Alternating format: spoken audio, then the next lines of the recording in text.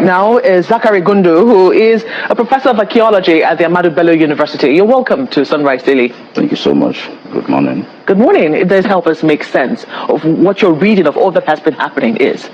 Well, in a way, if you are the victim, the killings are senseless. But if you are the one doing the killing, it makes sense. A lot of Nigerians don't appreciate our history. They don't also appreciate what has been happening in this country, especially in the past few years. I believe that if people know history, they will know why the Fulanis are doing this. If people know our recent history, they will know that there is an attempt to grab a lot of land from the people of this country for the Fulani of the whole world. For people who don't know, the Fulanis have their original homeland in Guinea, that is in Futajalon. And they had an outing from Guinea. From 1804, the outing in Nigeria was represented by the Usman and Fodio Jihad. It succeeded. There was a caliphate which they established outside even the boundaries of this country, because the caliphate from Sokoto, if you go up country, it went into Chad, it went into Niger. And then from independence, we have had about 3 Fulani leaders who have led this country.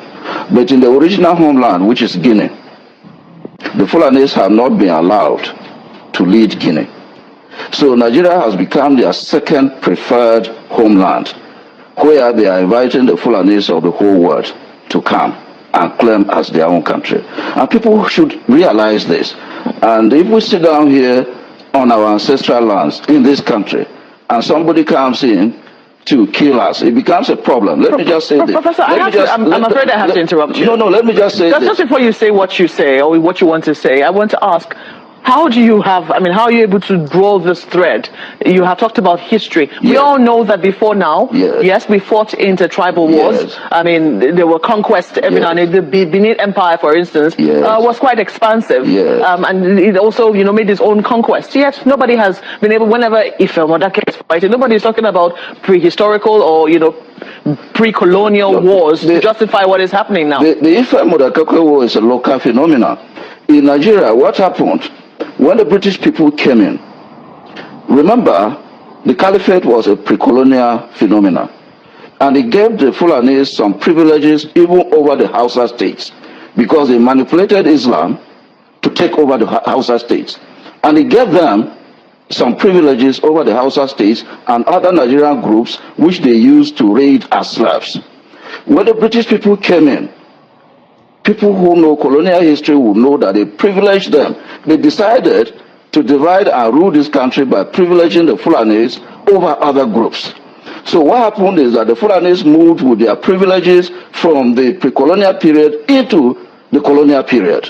And now that we have independence, they are also moving with the privileges they had under the colonial government into independent Nigeria. And independent Nigeria is not a feudal system. Independent Nigeria cannot allow a group of people to come into this country from all over West Africa and claim this as their own country. What happened during colonialism was that the states we have presently became fixated in terms of their boundaries. Well, my question is, how do you know that there is an invitation, as you put it, from local Fulanese or Nigerian Fulanese, as it were, to their counterparts in, say, Guinea? They have not hidden that.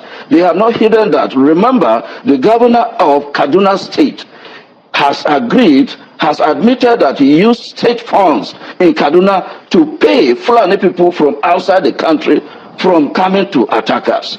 Remember that the government is now belatedly saying that the people who are responsible for this are foreign mercenaries. Remember that the Inspector General of Police before this one and the Minister of Agriculture has argued consistently that the people attacking this country are not Nigerians, they are from outside.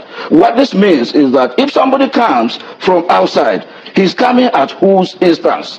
Remember where Benue is. Professor, if you come from outside, and you go right into Benue to attack it, where are you coming from? Just before you go on, there have been other, there have been other plausible theories around this. They have talked about how there is an environmental crisis. The fact that even the Lake Chad is drying up, and right now there is a need. I mean, even the desert is encroaching. We're all aware of that, and that pasture that used to be available for cattle is no longer available. Population is exploding. The usual cattle routes are no longer available for cattle to go around as they used to, owing to this population explosion and development and civilization. All of this do not matter in the context of the crisis that we're currently seeing. No, all of them matter, but they are not as important as the point I'm making. Remember the so-called cattle routes. They are not today's invention. These are cattle routes which were established when the jihad succeeded, and there was a Fulani, there was a Sokoto Caliphate. So the cattle routes then were established for the Fulani of the whole West African sub-region to come in and out of the country. Is it just Nigeria that these routes were established in? No. It's not just Nigeria, but try to remember what I'm trying to say. In Nigeria, which has become the second preferred homeland of the Fulani. 4.4, the same document signing. 4.4 million. This is Melbourne City Court. Melbourne Court. Yes, as you can see. Yes, one of the property of the ACT State Limited. Along Ogoachi, just by express. This is express. See the express? The express. It's a very nice land. Very close to Pale Junction. Just 3 minutes drive to Pale Junction. Nadima say, now before Wajamali fe ozu eleke kana. However, no matter the time and length, truth must surely prevail. As of 1966, the Igbo man still know what he knows today. I don't know whether I'm making sense to you. Today we understand there is an intentional land grabbing by the Fulanis, either to Islamatize the entire Nigeria or commit what they call genocide against the Christians. This is what my brother Chukwuma Kaduna Nzogo fought for in 1966 January 15 coup that made them kill 3 million Igbos in the southeast. So even after 50-something years of the Civil War, something they want to hide, they all claim that Igbos are the bad people. It is still coming out to the public. These two videos are made in 2018 and 2019, but it's still relevant in 2025. You have watched the first video. I'm going to play the second video for you now to see, apparently, if this is true. It means that Gowon was used by the Fulani elite as of then to queer or hide their intention, which they are now revealing today. Watch and see. I bring to you a message of truth and freedom, for it is only the truth that can set us free from the bondages of war and propaganda, which we confuse as history. My name is Colonel Emmanuel Nwora Nwobosi. I am 80 years old. It is time to be bold. I am too old to lie. I am not afraid to die. It is time to tell you why we had to try. I am the last of the original coup plotters of January 15, 1966 with Major Chukwuma Kaduna Nzogo. I knew Nzogo well. We went to school together. We trained together. We trained at Sandhurst Military Academy, UK. We lived together. Nzogo was our first head of military intelligence and uncovered terrible plans to wreak havoc across the country. We organized a group of progressive military officers to carry out a coup on 15 January 1966 to stop a jihad and bring sanity to Nigeria, steeped in nepotism, corruption, and mass murders. The government of Tafawa Balewa, controlled by the premier of northern Nigeria, Ahmadu Bello, were using us in the army to repress the Middle Belt and western Nigeria. Houses and cars were burnt. Thousands were killed. There were 9 of us that planned the January 15th revolution. Majors Nzogu, Anuforo, Ifajuna, Ademoyega, Chukwuka, Okafo, Onwatuegu, and Obienu, and myself. However, 4 of us started it: Major Ifajuna and Major Ademoyega in the south, and Major Nzogu and myself in the north. We then united as a single revolution. I am the last of the 4 original revolutionaries. None published the complete truth. Only me, Colonel Emmanuel Nwobosi, is alive today to tell the final truth, so that the lies will not triumph forever. They used us to repress the Middle Belt and the Yorubas.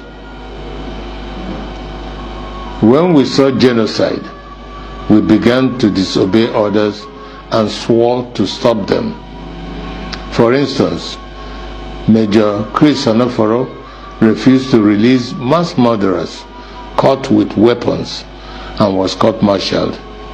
He was replaced by Major Hassan Katsina, a northern Muslim willing to act. I was in Abeokuta, but refused to repress Yorubas. Instead, I opened our barracks as a safe place for them to run to.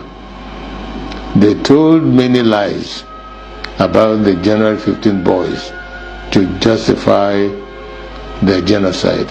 But it is those of us that planned the revolution that they should have killed, not the 3 million innocent Biafrans that knew nothing.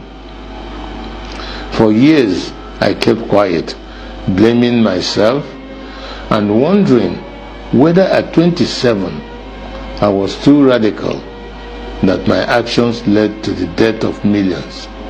Today, the same evil in 1966 is being unleashed.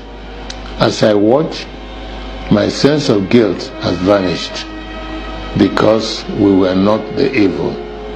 We were trying to stop the evil. That evil is radical Islamism. I have decided to speak out and warn the world of the impending disaster if we do not stop it. Each time radical Muslims plan a jihad in their religious mission to conquer the world, they will fail. But in the attempt, thousands and even millions will die. That happened to us in Biafra. At this point, let me differentiate between peaceful, law-abiding Muslims and radical Muslims who want to kill others, to force their religion on them. The problem is that wherever peaceful Muslims are, there are some radical Muslims amongst them. That is why they began a jihad in 1966. That is why we had to stop it. That is why they killed millions of our people. That is why we declared Biafra. Because we are a peaceful people, and oil and water can never mix. My story is a warning to Nigerians. For years, I was prevented from speaking the truth by exile, prison, harassment, poverty, surveillance, and death threats held over many of the actors like Ojukwu, Zik, Awolowo, Ibiam, and the January 15 boys that survived. But as I watch today, many of the events that led to the revolution are happening again, like Boko Haram, Fulani militia, Niger Delta militants, Shiites, and mass murders. Some people think we acted wrongly in the January 15th revolution, but they may not be fully aware of the realities then. We were trained by the British to be patriotic, to give the ultimate sacrifice for Nigeria, and to stop anyone acting against the nation. Instead of our leaders using us to defend Nigeria, they were using us to suppress the citizens. We decided to arrest them for their atrocities because no one was willing to act. Not Zik, the president, who was powerless, not Ironsi, the head of state of the army, who was a conservative. There were many reasons why we had to act. 1, to stop the killings in Yoruba land and the Middle Belt by NPC, the ruling party. 2, to stop the invasion of Yoruba land on 17 January 1966. 3, to correct the massive rigging of the 1964 elections. 4, to free Awolowo from prison and make him the Prime Minister. 5, to stop the terrible corruption, nepotism and regionalism of the NPC, the ruling party. 5, to stop Ahmadu Bello's planned jihad. It was good that we acted to save the Yoruba and the Middle Belt people, and we thought that was enough to stop the jihad. We could not foresee that they will massively attack innocent Igbos. Blame those who decided to massacre our people for their evil. Today, we are fighting Buhari. He is killing Shiite Muslims and IPOB members. With the benefit of hindsight, we can see other ways of dealing with such evil. But for us in 1966, we just wanted to save the people from massacre. I wish to congratulate Nnamdi Kanu and IPOB for the good work they are doing to free our people from Nigeria and radical Islamism. Many of our people do not understand how vast IPOB is as an organization and the quality of the people that run it.